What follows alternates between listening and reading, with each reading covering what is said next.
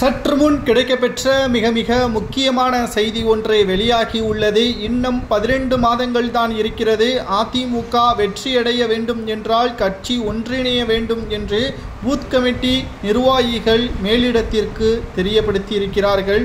இதனால் மாவட்ட செயலாளர்கள் தொண்டர்களை வேலை வாங்க முடியாத ஒரு சூழலும் ஏற்பட்டுள்ளது. ஏனென்றால் ஒரு மாவட்டத்தில் பல்வேறு கிளைகளாக பல்வேறு தொண்டர்கள் தற்பொழுது தனக்கு ஆதரவாக இருக்கக்கூடிய தலைவர்களுக்கு பின்னால் சென்றால் ஒரு மாவட்டத்தில் 3 அல்லது 4 அணியாக பிரிந்து கிடப்பதால் கட்சி பணிகளை மும்முரமாக செய்ய முடியவில்லை.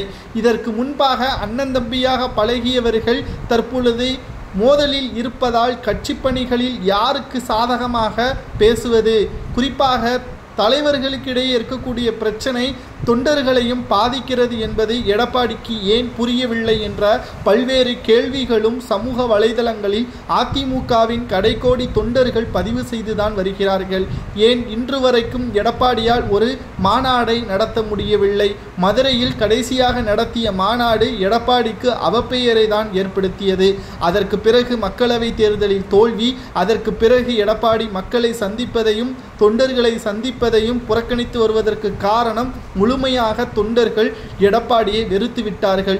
எடப்பாடிக்கு பின்னால் இருக்கக்கூடிய மூத்த நிர்வாகிகளும் முன்னாள் அமைச்சர்களும் மட்டும்தான் எடப்பாடிக்கு விசுவாசமாகவும் எடப்பாடி கொடுக்கின்ற பணத்திற்கு சாதகமாகவும் பேசி வருகிறார்களே தவிர அனைத்திந்திய அண்ணா திராவிட முன்னேற்ற கழகத்தை பொறுத்தளவிற்கு தொண்டர்கள் ஒற்றுமையைத்தான் விரும்புகிறார்கள்.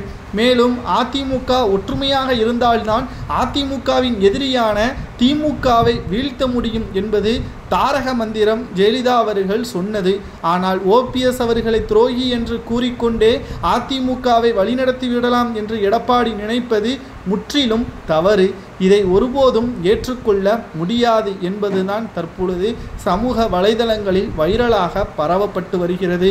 எடப்பாடி பழனிசாமி அவர்களது செயல்பாடுகள் முற்றிலும் மிக மோசமாக இருப்பதால் நிச்சயம் வருகின்ற சட்டசபை தேர்தலில் எடப்பாடி பழனிசாமியின் கதை முடியும். ஒன்று அதிமுக ஒருங்கிணைய வேண்டும், இல்லை என்றால் எடப்பாடி பழனிசாமி அவர்கள் செய்த தவறுக்கு தோல்விக்காக அவர் கட்சியை விட்டு விலக வேண்டும். இல்லை என்றால் மக்கள் தொண்டர்கள் அதிமுகவை புறக்கணித்தது மக்கள் மத்தியில் வெட்டு வெளிச்சத்திற்கு வந்தால் அதிமுகவை இழுத்து மூட வேண்டியதுதான் என்று திமுகவை கூறுவார்கள். ஏனென்றால் எதிர்க்கட்சி அந்தஸ்து கிடைக்குமா என்றாலே சந்தேகம். புதிதாக தமிழக வெற்றி கழகமும் உள்ளே வந்திருக்கிறது. தொண்டர்கள் பேச்சு எடப்பாடி கேட்க வேண்டுமா என்பதை கூறுங்கள்.